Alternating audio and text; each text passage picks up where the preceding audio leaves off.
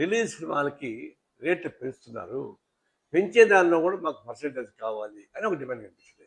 అంటే కొత్త సినిమా తీయడం, మేము ఎక్కువ డబ్బులు ఖర్చు పెట్టేసామని చెప్పడం, విలాసవంతమైన పద్ధతి సినిమాలు తీయడం, అది బడ్జెట్ ఎక్కువ కాబట్టి ప్రభుత్వంతో మాట్లాడి రేట్లు పెంచమని కోరడం, ప్రభుత్వం తలదూరమ్మని చెప్పి రేట్లు పెంచేయడం, సామాన్య ప్రజానీకాన్ని దోపిడి కొట్టేస్తా ఉన్నారు కొన్ని వేల కోట్ల రూపాయలు.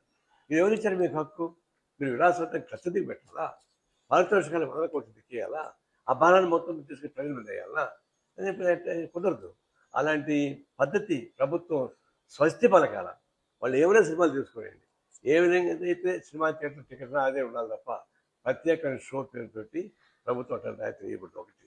రెండవది, వాళ్ళ సినిమా నిర్మాతలు కళాకారులతో కలిసి ఎట్లా ప్రజల్ని మీద భారం వేయాలా, మరి ప్రభుత్వం ఏ విధంగా ఆంక్షలు పెట్టాలా అని చెప్పి ప్రయత్నించుకుంటున్నారు.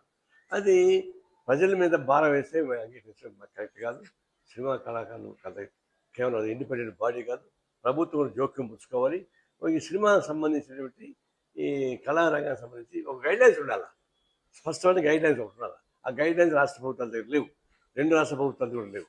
కాబట్టి నేను చేసి అటు ఆంధ్ర తెలంగాణ ముఖ్యమంత్రి దీని మీద ఒక పాలసీ డిసైడ్ చేయండి, ఆ పాలసీ ప్రకారం ఫ్రేమ్వర్క్ డిసైడ్ చేయండి.